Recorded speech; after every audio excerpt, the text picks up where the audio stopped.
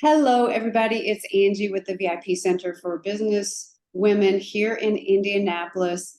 And I am very excited because this Friday, the fun begins. We are going to be opening up the doors for our Purple Life Conference for Christian business women. And one of our guest speakers is going to be Brandi Greenleaf-Barnes. Hey, Brandi.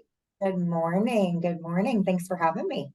Yeah, I'm so excited. We had a little bit of excitement this morning getting going, but isn't that just like right before a big event? All kinds of crazy, chaotic things happen, but God helps us to maintain our cool. Yes, exactly. Or at least, someone once said to me, always be the duck. The duck is Yeah. under the water, right? But all people see is this graceful duck sliding through the water. So as long as you don't let them see what's happening underneath, all is good. That's right. That's right. Well, the awesome thing about Christian women in business, when they come together, they get to see the behind the scenes with each other and just go through the pain of it with each other. So Oh, so Brandi, you are going to be speaking and you're going to be doing one of our breakout sessions for the conference. So I thought it would be awesome for our audience to find out who you are and what you've been doing in your life. Yeah, yeah. So why don't we just start there? Sure, sure. So I know very well the chaos of events. For 25 years, God blessed me with a first career in the nonprofit space. So I did events for national nonprofits. I ran charity and philanthropic efforts for multiple professional athletes along the way. Did all things fundraising, events, philanthropy, you name it. I've probably done something in that area. Um, and oh my goodness, was so blessed with that career. If someone would have ever said, okay, God's going to lead you on another path, and it's not going to be anything you think you're going to know how to do, and you're going to love it even more than what he blessed you with the first time around, I would have said, yeah, nobody's that lucky. Yeah, here I am. So in 2021, I absolutely knew that there was that itch, that there was time to do something different. But after 25 years, what the heck was I going to do? And in a call with my financial advisor, she shared with me that she had been promoted to branch manager at Raymond James, and she only had one other woman in her office of 21 financial advisors, and she was determined to change that. And Yes. just like that, God lit my belly on fire. And I said, tell me more. And 2 years, as of August of this year, 2 years later, here I am as a financial advisor at Raymond James. And Wow. oh, Angie, I couldn't be happier. I just, I don't, I get stuck on the words, Right. overwhelmed with the blessings that God has just poured out in front of me, that I didn't earn, that I don't deserve, but that He just has given me.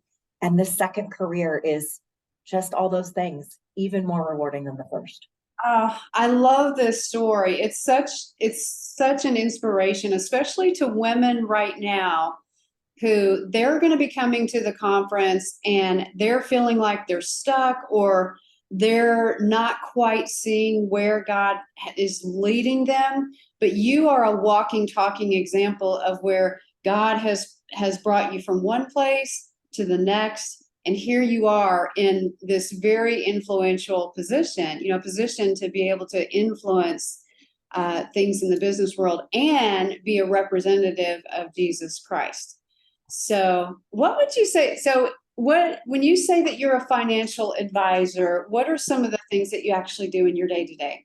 Sure. So I am, those that know me would giggle at this.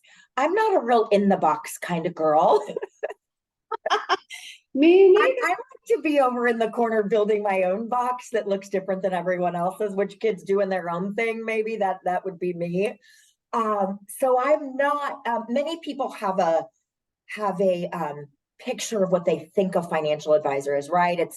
I got to have a whole lot of money to go work with somebody. I got to be rich. I got to have, six figures to give. And that's true. That's true of a lot of advisors. They have really large six-figure minimums. I approach financial advising different, and I wear a few hats. I wear a hat of financial advisor, and I wear a hat of financial coach. And I would tell you, this is where God led me. So I let God keep leading me. Yes. And I try really hard to stay faithful to what I believe his purpose is for me in this role. And it's now hear me, I'd love to work with ultra wealthy individuals, but it wouldn't change what my process looks like. I believe that if you have a desire to learn, and you have a desire to save, and you have a desire to be a better steward of your dollars, whatever that means for you, then I want to work with you. I don't have minimums. I just have a heart for helping people be better and do better and prepare better. And to take the resources that are all God's and to make sure you're managing them in a way that he would be proud of. Oh, that's so good. That's what financial advising is to me. Yeah. And it looks different for every client. Right. Yeah. So what I love is how you just let the Lord lead you into whatever, whoever he brings to you or he brings in contact with you, you're just being obedient to the Lord.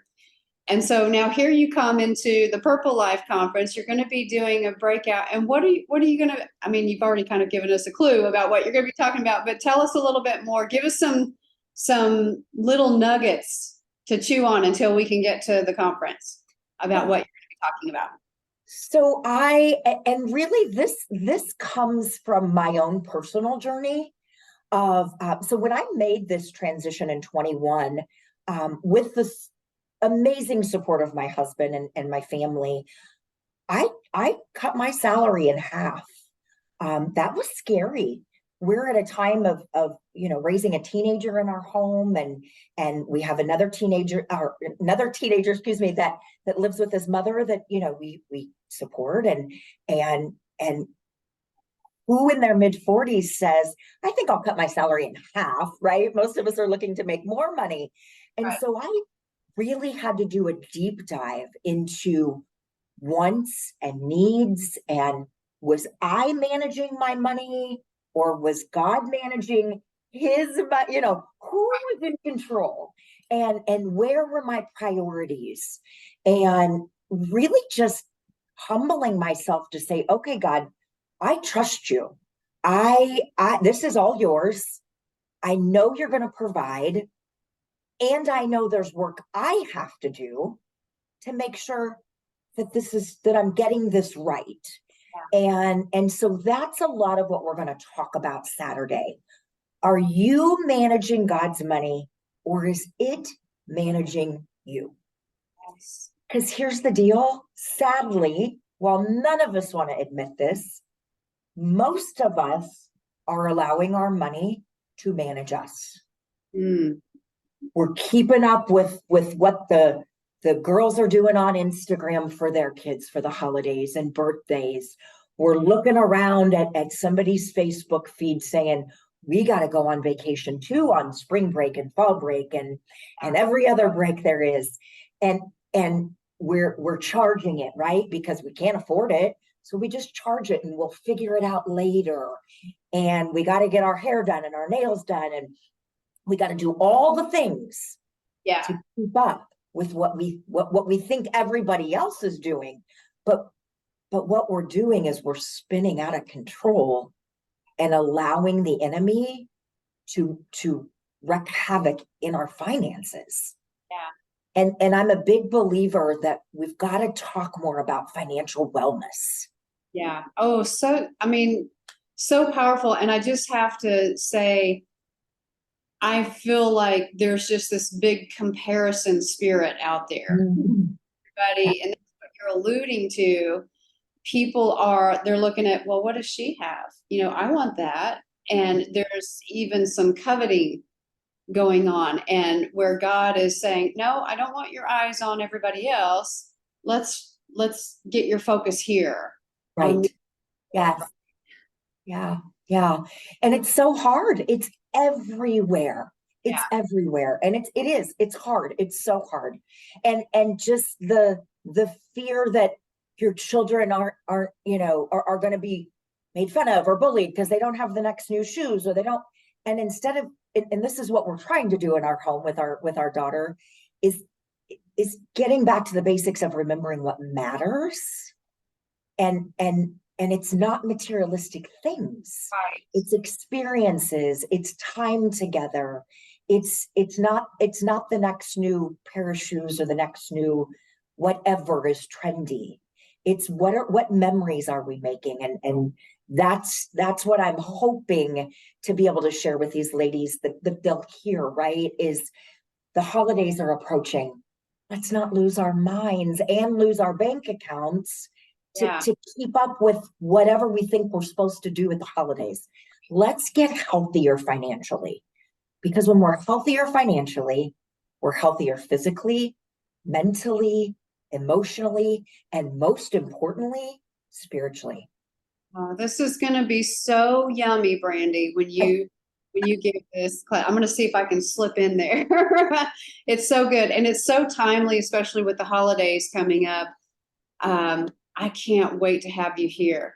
So I'm so excited for checking us out in this speaker spotlight. So you can see Brandi, she's going to be doing, I think you're in the first breakout segment on Saturday morning. So we actually have 85 ladies that are registered right now. So we only have a few more seats left till we're at absolute full capacity. So if you're already registered, just make sure that you are selecting the breakout that you want to be a part of. We've sent out a survey for that. For those of you that are watching and you haven't registered yet, there's still a chance to register. We have unlimited registrations for our virtual live streaming. So you can see Brandi and her session and her talk through live stream as well. So Brandi, I want to thank you so much for being here today. I can't wait to see you this weekend at the conference.